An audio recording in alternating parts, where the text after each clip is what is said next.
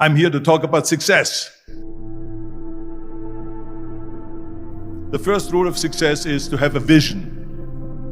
You see, if you don't have a vision of where you go, and if you don't have a goal where you go, you drift around and you never end up anywhere. I mean, as you know, I was born in 1947 in Austria after the Second World War. So I was very fortunate that I stumbled onto my vision. And I didn't really like Austria when I grew up. I couldn't wait to get out of there. I couldn't see myself becoming a farmer or a worker in a factory or anything like that. Even though my parents wanted me to stay there and have a normal life. But that was their vision, not mine. My vision was totally different. I felt that I was born for something special, for something unique, for something big. Then one day I went to school. I remember I was 11 years old.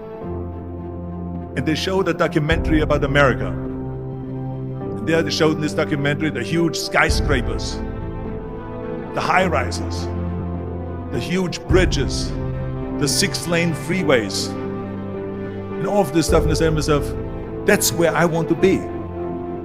I don't want to be around here with these little farmhouses and these little buildings. I want to be in America.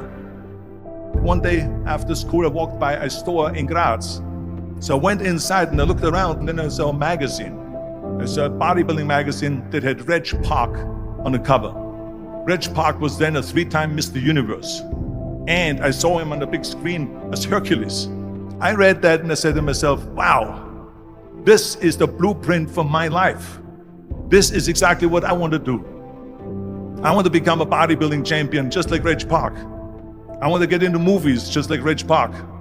And I want to make millions of dollars and be rich and famous, just like Reg Park.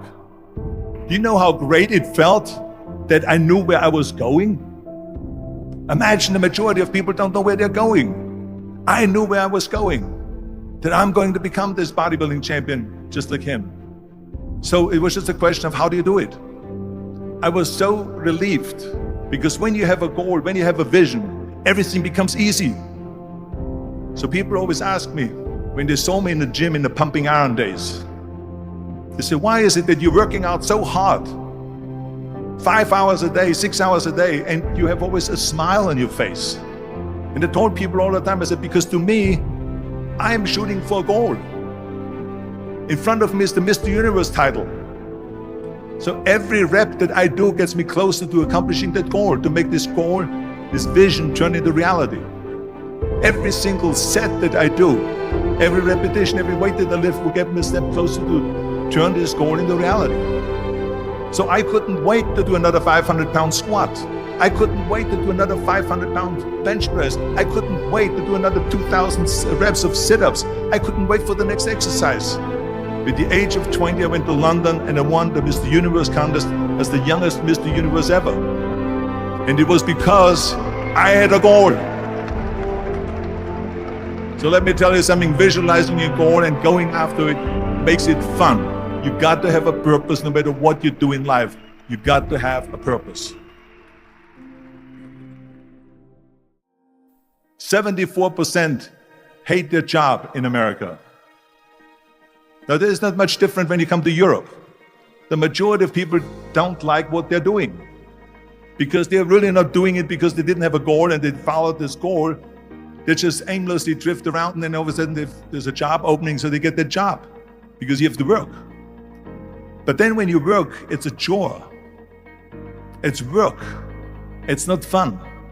So if you think about only a quarter of the people really enjoy what they're doing in life, that is unbelievable if you think about it. So I felt so blessed that I knew what I was doing. It's like a medical student that studies and knows he wants to become a doctor. You know where to go. And the same thing is also in politics. I remember that in politics, I had a very clear vision that I will be the leader of California. That's as far as I could go because I was not born in America, so I could not run for president. So being the governor of the 5th largest state, I should say the largest state, the 5th largest economy in the world, was for me really the ultimate title, the ultimate accomplishment in politics. So even though people came up to me and says, why don't you go and run for something smaller? You're never gonna make it. I ran for governor, and then 2 months later, I became governor of the state of California. Again, because I had a very clear vision what I'm going to do with California. So that's rule number one, have a vision. Rule number two is don't listen to the naysayers. Don't listen to the naysayers. Everything I ever did, the thing that I heard out of people's mouth was, that's impossible. That can't be done. Or no. That is exactly what I heard, and of course I proved to the people that it can't be done. So whenever someone said to me, it can't be done, I heard it can be done. When they said no, I heard yes. And when they said it's impossible, I heard it is possible. I'm a strong believer of what Nelson Mandela said, that everything is always impossible until someone does it. Well, I'm going to be the one, I said to myself, I'm going to do it and I'm going to show it to them. Maybe it has never been done before. That's perfectly fine with me. But I'm going to do it. And I did not listen to the naysayers. It's all about the hard work that you put in. I said to myself, in bodybuilding, I worked out 5-6 hours a day. I'm going to do the same thing now for acting. And of course, I went to college to study English.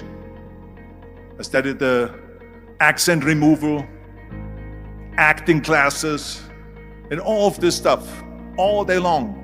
I worked and I worked and I worked.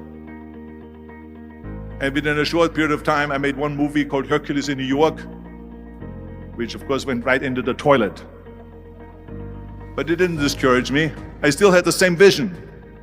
And then all of a sudden I did Streets of San Francisco. I did Stay Hungry and Pumping Iron and The Villain. And then all of a sudden I was asked by Dino De Laurentiis and by Universal Studio to star in Conan the Barbarian. And after I did Conan the Barbarian, the director at a press conference said to the press, the director was John Milius. He said to the press, if we wouldn't have had Arnold, we would have had to build one. So think about that. The very body that they said can never be sold because the time is wrong. A few years later, I'm doing Conan the Barbarian, and it was the #1 hit at the box office when it came out in the summer of '82. Think about that. And the director says, if we wouldn't have had his body, we would have had to build one. So all of a sudden, my body became an asset, not a liability. And the same thing was with Terminator. After we were finished filming Terminator, Jim Cameron said to the press, if Arnold wouldn't have had that accent and talked like a machine, I think the movie wouldn't have worked. So think about that. The body and the accent that they attacked was an asset. But I didn't listen to those losers. I didn't listen to them at all. It's just the reality of it is that you cannot listen to the naysayers. So this is a very important lesson for all of you. So when someone says, no, this is a stupid idea, you in your mind, you don't have to say it, but in your mind just say to yourself, you asshole. What do you know?